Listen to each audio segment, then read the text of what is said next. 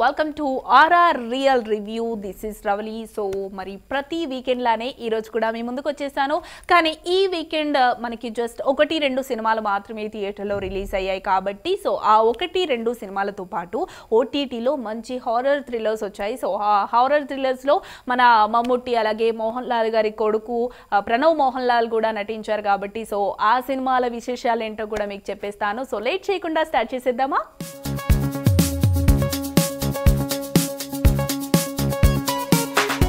బాలీవుడ్ లో ఇంకో అర్జున్ రెడ్డి వచ్చేసాడు. షాహిద్ కపూర్, రణ్ధీర్ కపూర్లకి పోటీగా రణ్వీర్ సింగ్ దిగేశాడు.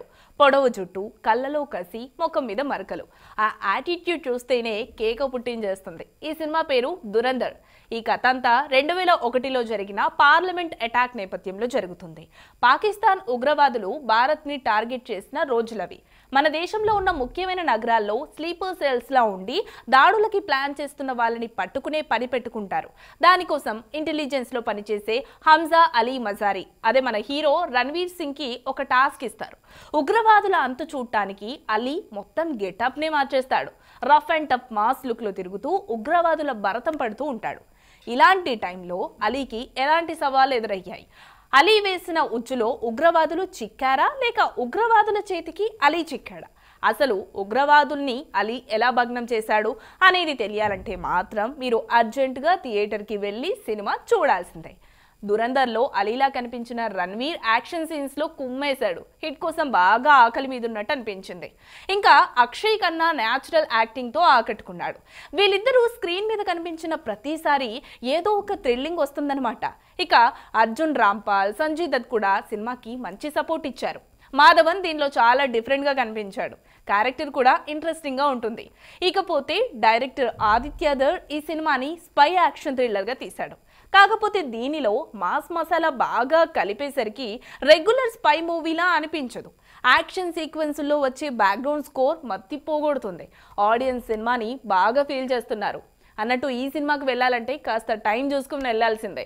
ఎందుకు చెప్తున్నానంటే ఇది 2.5 గంటల సినిమా కాదు, లిటరల్లీ 3.5 గంటల సినిమా. కాస్త ఓపిక్గా చూడాల్సిందే. అలాగే ఎంటర్టైన్మెంట్ అయితే పక్కాగా దొరుకుతుంది, అందులో నో డౌట్. దురంధర్కి ఆడియన్స్ ఇచ్చిన రేటింగ్ 3.5/5. మధ్య సినిమాల పేర్లు చాలా వెరైటీగా ఉంటున్నాయి. ఫైర్, పెట్రోల్, యాష్ ఇలాంటి టైటిల్స్ పెడుతున్నారు.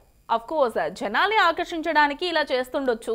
సో ఇప్పుడు డీజిల్ అనే పేరుతో తమిళ డబ్బింగ్ సినిమా ఒకటి ఓటీటీలోకి వచ్చింది. ఇది ఒక యాక్షన్ థ్రిల్లర్ అని చెప్పొచ్చు. దీనిలో హరీష్ కళ్యాణ్, అతుల్య రవి జంటగా నటించారు. వీళ్ళ లవ్ స్టోరీ కన్నా మెయిన్ లైన్ ఇంకా బాగుంటుంది. డైరెక్టర్ షణ్ముగం ముత్తుస్వామి ఈ సినిమా తీశాడు. చెన్నై సముద్ర తీరానికి ఆనుకొని కొత్తగా క్రూడ్ ఆయిల్ పైప్ లైన్ వేస్తారు. దానివల్ల అక్కడుండే మత్స్యకారులు బోట్లు వేసుకొని సముద్రంలోకి వెళ్ళలేకపోతారు. దానివల్ల వాళ్ళకి జీవనాధారమే లేకుండా పోతుంది. సముద్ర తీరంలో ఆ పైప్ లైన్ తీసేయమని ఎన్ని ఆందోళనలు చేసినా గవర్నమెంట్ పట్టించుకోదు. అక్కడుండే మనోహర్ పైప్ లైన్ వల్ల ఏర్పడిన నష్టాన్ని దాంతోనే భర్తీ చేయాలని ప్లాన్ చేస్తాడు. పైప్ నుంచి వెళ్తున్న క్రూడ్ ఆయిల్ని దొంగతనంగా తీసి ముంబైకి చేరేస్తుంటాడు. అక్కడ దాన్ని శుద్ధి చేసి పెట్రోల్, డీజిల్గా మార్చేస్తుంటారు. అలా వచ్చిన డబ్బుని మనోహర్ మత్స్యకారుల కుటుంబాలకు ఇస్తుంటాడు. లైక్ రాబిన్ హుడ్, జోరో లాగా అనమాట. ప్రస్తుతం దీన్ని మనోహర్ కొడుకు వాసు చూసుకుంటూ ఉంటాడు. అయితే కొత్తగా దానికోసం ఇద్దరు మెయిన్ విలన్స్ సిండికేట్గా ఏర్పడి వాసు మీద దాడి చేస్తారు. అలా డీజిల్ వృత్తి ప్రమాదంలో పడుతుంది. మరైతే వాసు చేతుల్లో నుంచి డీజిల్ విలన్స్ చేతికి పోతుందా? పోలీసుల నుంచి వాసు ఎందుకు పారిపోయాడు? మత్స్యకారులు ఎన్ని కష్టాలు పడ్డారు? వాసు విలన్స్ ని పడగొట్టి ఈ సమస్యని ఎలా సాల్వ్ చేశాడో తెలియాలంటే డీజిల్ సినిమా చూడాల్సిందే. ఈ సినిమా చూస్తుంటే పుష్ప స్టోరీ గుర్తొస్తుంది. విజయ్ కత్తి సినిమాలో కొన్ని సీన్స్ గుర్తొస్తాయి. అలాగే ఓజీలో సీటు కోసం కొట్టుకునే నేపథ్యం కూడా గుర్తొస్తుంది. ఈ స్టోరీ మాస్లా ఉంటుంది. దీనికి కమర్షియల్ ఎలిమెంట్స్ జోడించడంతో సినిమా రేంజ్ పెరిగిపోయింది. డీజిల్ అలియాస్ వాసు పాత్రలు హరీష్ కళ్యాణ్ ఫస్ట్ క్లాస్గా యాక్ట్ చేశాడు. లేత వయసులో పెద్ద బాధ్యత తీసుకున్న క్యారెక్టర్లు జీవించాడు. అతుల్య రవి క్యారెక్టర్ చిన్నదే అయినా అలా మెరిపించేసింది. సాయి కుమార్, సచిన్ కేడేకర్, వినయ్ రాయ్ పాత్రలు సినిమాకి మరింత బలాన్ని ఇచ్చాయి. డీజిల్ సినిమాకి ఆడియన్స్ ఇచ్చిన రేటింగ్ 3.5/5. ఈ మధ్య సస్పెన్స్ థ్రిల్లింగ్ లేకపోతే జనాలు సినిమాలు చూడట్లేదండి. అందుకే ప్రతి సినిమాలో ఇలాంటి టాపిక్ ఏదో ఒకటి పెట్టి నడిపించేస్తున్నారు. ఇలాంటి థ్రిల్లింగ్ ఇచ్చే సినిమానే ఈ వీక్ ఓటీటీ ప్లాట్ఫామ్లోకి వచ్చేసింది. అదే హంటర్ చాప్టర్ 1. దీనిలో వైభవ్, నందిత శ్వేత, తాన్యా హోప్ లీడ్ రోల్స్ చేశారు. ఇక స్టోరీ విషయానికి వస్తే అంతా చెన్నై మాధవరంలో జరుగుతుంది. అక్కడ సీరియల్ కిల్లింగ్స్ జరుగుతూ ఉంటాయి. ముఖం చెక్కేసిన శవాలకి మాస్క్ తగిలించి వాటిని పెట్టెలో ఉంచి రోడ్డు పక్కన పడేస్తుంటారు. ఒకసారి అలాంటి బాక్స్ పోలీస్ స్టేషన్ పక్కనే దొరుకుతుంది. ఈ కేసుని ప్రెస్టీజియస్ గా తీసుకుని ఇన్వెస్టిగేషన్ చేస్తున్న సిఐ రాజేంద్రన్ ఆర్టిస్ట్ శివ అంటే హీరో వైభవ్ హెల్ప్ తీసుకుంటూ ఉంటాడు. శివ ఆ శవాల ముఖాల్ని రీక్రియేట్ చేసి బొమ్మలు గీస్తుంటాడు. ఎవరు ఏంటి అని గుర్తుపట్టాలి కదా, దానికోసం. ఈలోపు అనుకోకుండా సిఐ రాజేంద్రన్ కిడ్నాప్ అవడంతో కథ మలుపు తిరుగుతుంది. కొత్తగా వచ్చిన సిఐ ఇందూజ అంటే తాన్యా హోప్ కి ఈ కేసు చాలా క్రిటికల్ గా అనిపిస్తుంది. బట్ ఆర్టిస్ట్ శివ ఉన్నాడుగా, తను కిల్లర్ని పట్టుకోవడానికి హెల్ప్ చేస్తూ ఉంటాడు. ఇంతకీ మాధవరంలో ఈ సీరియల్ కిల్లింగ్స్ ఎందుకు జరుగుతున్నాయి, ఎవరు చేస్తున్నారు, సిఐ రాజేంద్రన్ని ఎవరు కిడ్నాప్ చేశారు, సిఐ ఇందూజ సీరియల్ కిల్లర్ని పట్టుకుందా లేదా, ఆర్టిస్ట్ శివ ఎలాంటి హెల్ప్ చేశాడు, ఈ సస్పెన్స్ తెలియాలంటే ఈ సినిమాని చూడాల్సిందే. దీనిలో హీరో వైభవ్ జస్ట్ ఆర్టిస్ట్ గానే కాకుండా ఇన్వెస్టిగేటర్ గా కూడా కనిపించాడు. తనకి సరస్వతి మేనన్తో ఒక లవ్ ట్రాక్ పెట్టారు, కానీ అది అంతగా పండలేదు. సిఐగా చేసిన తాన్యా హోప్ గ్లామరస్ గా కనిపిస్తున్నాయి. వెరైటీగా సీరియస్ పర్ఫార్మెన్స్ కూడా చేసింది. అయితే నందిత శ్వేత చేసిన సింగిల్ మదర్ రోల్ సినిమాకి ప్లస్ అనే చెప్పాలి.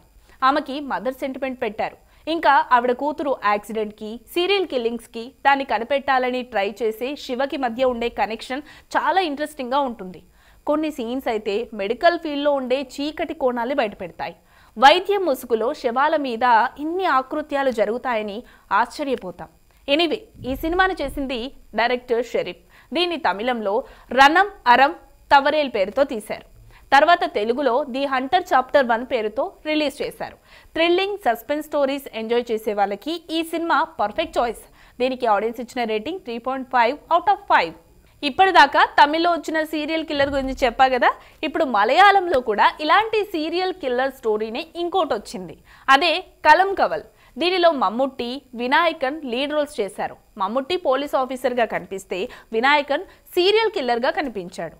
మమ్ముట్టిని స్క్రీన్ మీద చూసినప్పుడు ఎంత ధైర్యంగా అనిపిస్తుందో వినాయకన్ కనిపించినప్పుడు అంతే భయం కూడా వేస్తుంది. అలాంటి స్టోరీ ఇది. మరి కేరళలో వరుసగా లేడీస్ మిస్ అవుతూ ఉంటారు. అది కూడా ఒంటరి మహిళలు, విడాకులు తీసుకున్న వాళ్ళు, వితంతువులు హత్యకి గురవుతూ ఉంటారు. ఇన్వెస్టిగేషన్ ఆఫీసర్ జయకృష్ణం అదే మమ్ముట్టికి ఈ కేసు చాలా క్రిటికల్గా అనిపిస్తుంది. హత్య జరుగుతుంది, కానీ ఏ ఆధారాలు దొరకవు. నేరగాడి పేరు, అడ్రస్ అన్నీ ఎప్పటికప్పుడు ఫ్రెష్గా ఉండటం వల్ల పట్టుకోవడం చాలా కష్టమైపోతుంది. నేరగాడు కళ్ళ ముందే మెదులుతున్నా అతడు నార్మల్గానే కనిపించడం వల్ల పోల్చుకోలేకపోతుంటాడు. అయితే ఒకే ఒక్క హత్య సీరియల్ కిల్లర్ ఆచూకీ చెప్తుంది. ఆ హత్య ఎవరిది, సీరియల్ కిల్లర్ వదిలేసిన క్లూస్ ఏంటి, జయకృష్ణన్ అనుభవంతో ఈ కేసుని ఎలా ఛేదించాడు, సీరియల్ కిల్లర్ని ఎలాంటి ఎరవేసి పట్టుకున్నాడో తెలియాలంటే సినిమా చూడాల్సిందే. ఈ సినిమా అంతా పక్కా ఇన్వెస్టిగేటింగ్ మోడ్లో జరుగుతూ ఉంటుంది. నమ్మించి గొంతులు కోసే నేరగాడి సైకాలజీ ఎలా ఉంటుంది, ప్రేమగా మాట్లాడుతూనే ఎలా ప్రాణం తీసిస్తారు, అలా చేయడం వల్ల వాళ్ళకి ఏం లాభం కలుగుతుందన్న డిస్కషన్ ఈ సినిమాలో కనిపిస్తుంది. జితిన్ కే జోస్ డైరెక్షన్ చాలా మెచ్యూర్డ్గా అనిపిస్తుంది. హత్య జరిగిన ప్రదేశాన్ని ఎలా పరిశీలిస్తే హంతకుడు దొరుకుతాడో కళ్ళకు కట్టినట్టుగా చాలా సైంటిఫిక్గా చూపించాడు. కథ నార్మల్ క్రైమ్ స్టోరీయే, కానీ కథనంలో వైవిధ్యం చూపించాడు. ఎక్కడా బోర్ కొట్టకుండా ఆ సస్పెన్స్ అలాగే కొనసాగేలా చూసుకున్నాడు. మమ్ముట్టి యాక్టింగ్ గురించి కొత్తగా చెప్పేది ఏం లేదు, కానీ వినాయకన్ ఎక్స్ప్రెషన్స్ చూస్తే మాత్రం గుండెలు తీసిన సైకోపాత్ కనిపిస్తాడు. ఈ సినిమాకి ముజీబ్ మజీద్ ఇచ్చిన మ్యూజిక్ హైలైట్ అనే చెప్పాలి. క్రైమ్ థ్రిల్లర్ సినిమాల్ని ఇష్టపడే వాళ్ళు ఈ సినిమాని బాగా ఎంజాయ్ చేస్తారు. కలం కవల్కి ఆడియన్స్ ఇచ్చిన రేటింగ్ 4/5. ఓటీటీలో హల్చల్ చేస్తున్న హారర్ థ్రిల్లర్ గురించి ఇప్పుడు నేను మీకు చెప్తా. మలయాళం డైరెక్టర్ రాహుల్ సదాశివన్ ఉన్నాడు కదా, గతంలో తను తీసిన బ్రహ్మయుగం చాలా యూనిక్గా ఉంటుంది. అలాగే బిగ్గెస్ట్ హిట్ అయింది కూడా. సో ఆ డైరెక్టర్ కొత్తగా డై సిరీస్ సినిమా తీశాడు. దీనిలో ఉండేది 4-5 క్యారెక్టర్లే, తీసింది కూడా 1-2 చోట్లే, కానీ సినిమా అనుకున్న దానికన్నా సూపర్గా తీశాడు. ఇంకో విశేషం ఏంటంటే మోహన్ లాల్ కొడుకు ప్రణవ్ మోహన్ లాల్ దీనిలో రోహన్గా లీడ్ రోల్ చేశాడు. సో ఈ రోహన్ ఒక ఆర్కిటెక్ట్ అన్నమాట. ఫ్రెండ్స్తో పార్టీలు చేసుకుంటూ జాలీ లైఫ్ గడుపుతూ ఉంటాడు. ఒకసారి తన క్లాస్మేట్ కని సూసైడ్ చేసుకుందని తెలిసి వాళ్ళ ఇంటికి వెళ్ళి ఆ ఫ్యామిలీని పరామర్శించి వస్తాడు. వచ్చేప్పుడు తన ఫ్రెండ్ కని గుర్తుగా హెయిర్ క్లిప్ తెచ్చుకుంటాడు. అప్పటి నుంచి రోహన్ లైఫ్ టర్న్ అవుతుంది. ఏదో తెలియని శక్తి హంటింగ్ చేస్తూ ఉంటుంది. ఒకవేళ కని ఏమైనా ఇలా చేస్తుందా అని డౌట్ వస్తుంది. అందుకని కని ఫ్యామిలీ ఫ్రెండ్ మధుసూదన్తో కలిసి ఆ శక్తి ఎవరో తెలుసుకోవాలని ట్రై చేస్తుంటాడు. ఈలోపు ఎవరో తెలియని వ్యక్తి మెరుపుదాడి చేసి రోహన్ని కొట్టి స్పృహ కోల్పోయేలా చేస్తాడు. ఈ సీన్ చూసేటప్పుడు మనకి నిజంగానే ఫీజులు ఎగిరిపోతాయి. ఇంతకీ రోహన్ని కొట్టింది ఎవరు? రోహన్ని కని ఆత్మ వెంటాడుతోందా?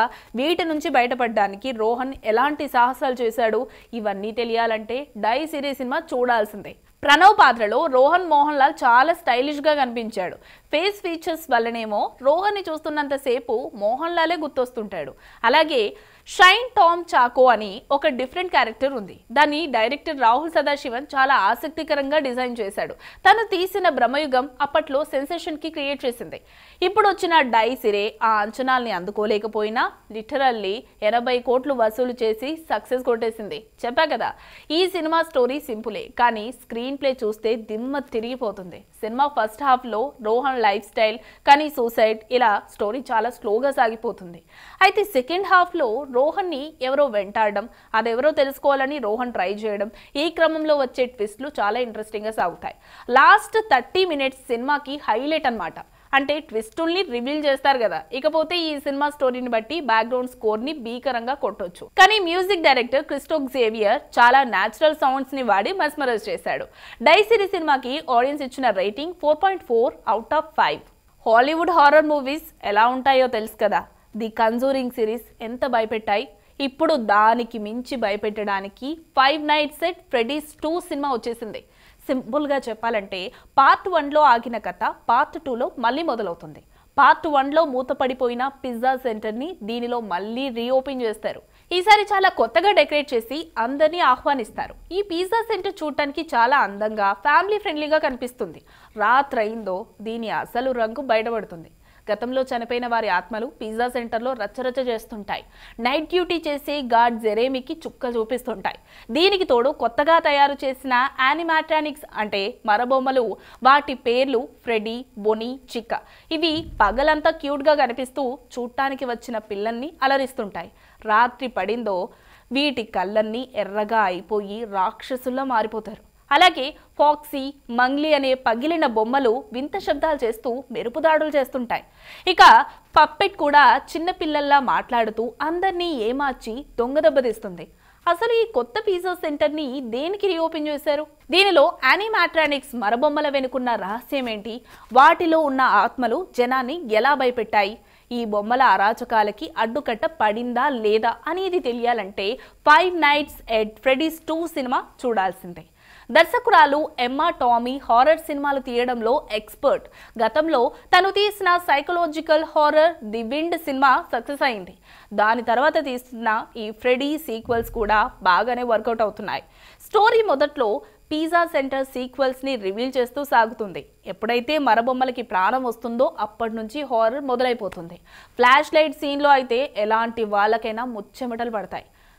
గాడ్ జెరెమీ పాత్రలో జాన్ అచర్సన్ బాగా నటించాడు. పిజ్జా సెంటర్ ఓనర్ గా ఎలిజబెత్ లైల్ నటన ఆకట్టుకుంది. అలాగే ఆప్టన్ పాత్రలో విలనిజాన్ని సరికొత్తగా చూపించాడు మెథౌ లైలాట్. ఫైనల్ గా హారర్ ప్రియులకి FNAF2 బాగా నచ్చుతుంది. దీనికి ఆడియన్స్ ఇచ్చిన రేటింగ్ 4.2 అవుట్ ఆఫ్ 5. సో చూసేశారు కదా, మరి ఈ వీకెండ్ రిలీజ్ అయిన మూవీస్, ఓటీటీలో అలాగే థియేటర్లో వచ్చిన మూవీ రివ్యూస్ కూడా కంప్లీట్గా ఇచ్చేసాను కదా. సో చూసి ఎంజాయ్ చేస్తుంటారు కదా. సో నెక్స్ట్ వీకెండ్ కూడా మళ్ళీ మీ ముందుకు మంచి మూవీ రివ్యూస్తో వచ్చేస్తాను. Until then keep smiling, bye.